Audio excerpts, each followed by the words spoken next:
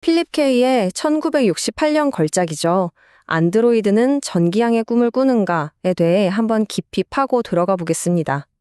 이 작품은요, 그냥 단순한 공상과학 소설이 아니에요.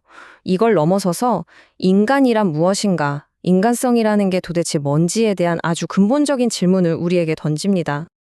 자, 그래서 오늘 우리가 이 소설의 핵심을 파헤치기 위해 함께 떠나볼 여정은 크게 네 가지입니다. 먼저 이 폐허가 된 세계의 사냥꾼, 주인공의 이야기를 따라가 보고요. 그 다음엔 이 소설의 핵심이죠. 공감이라는 질문에 대해 알아볼 겁니다. 세 번째로는 거울에 비친 인류의 모습을 살펴보고 마지막으로 이 모든 게 지금 여기 우리의 AI 시대와 어떻게 맞닿아 있는지 이야기해 볼게요.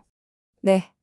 그럼 먼저 이 소설의 무대, 아주 암울하고 파괴된 미래 세계로 한번 들어가 보겠습니다. 이야기는 바로 여기서 시작됩니다.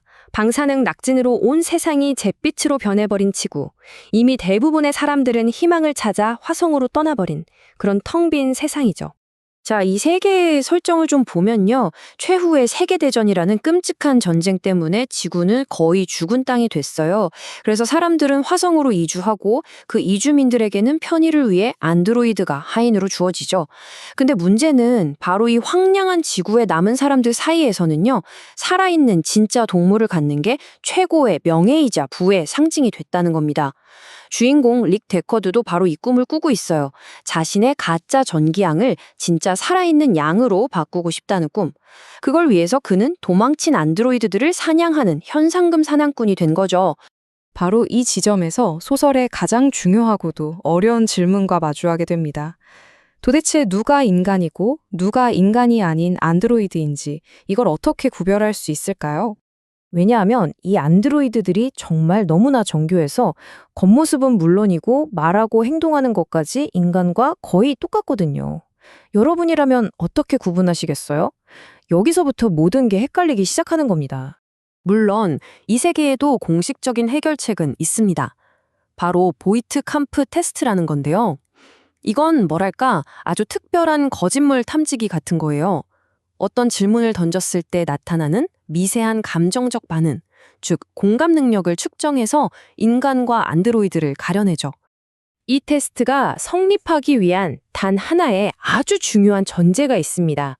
바로 진정한 인간다움은 오직 공감 능력에서만 나온다는 거죠. 안드로이드는 절대 가질 수 없는 인간만의 특성이라는 거예요. 그런데 과연 그럴까요? 소설은 바로 이 전제의 정면으로 의문을 제기합니다. 이게 정말 흥미로운 지점인데요. 주인공 데커드가 겪는 현실은 이 공식과는 완전히 딴판입니다. 그가 만나는 인간들은 오히려 너무나 차갑고 무자비해요. 자기 자신을 포함해서요. 반면에 그가 폐기해야 할 안드로이드들은 동료를 아끼고 왜 우리가 죽어야만 하죠? 라고 물으면서 살고 싶어 합니다. 대체 누가 더 인간적인 걸까요?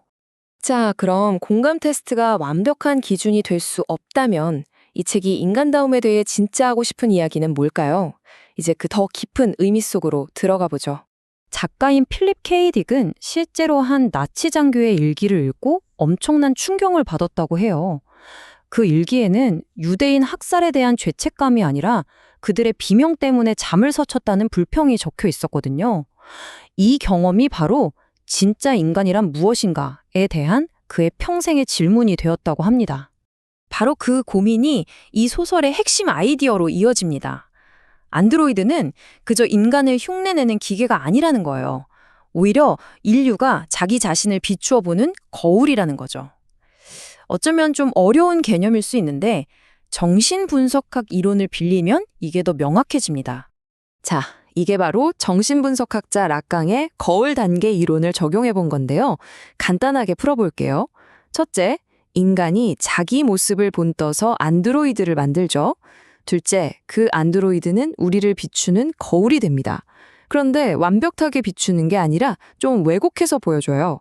그리고 마지막으로 인간은 그 기술적인 타자인 안드로이드를 보면서 나는 저들과 달라 라고 생각하지만 바로 그 과정에서 오히려 자기 자신의 결함, 즉 우리 안의 비인간적인 모습을 똑똑히 마주하게 된다는 겁니다. 그러니까 이 소설의 가장 큰 아이러니는 바로 이겁니다. 주인공 데커드는 안드로이드가 인간이 아니라는 걸 증명하기 위해 그들을 사냥하잖아요. 그런데 그들을 사냥하면 할수록 정작 자기 자신이 점점 더 비인간적으로 변해간다는 거죠. 정말 날카로운 질문 아닌가요? 자, 이 모든 이야기가 우리를 마지막, 그리고 어쩌면 가장 중요한 질문으로 이끌고 갑니다.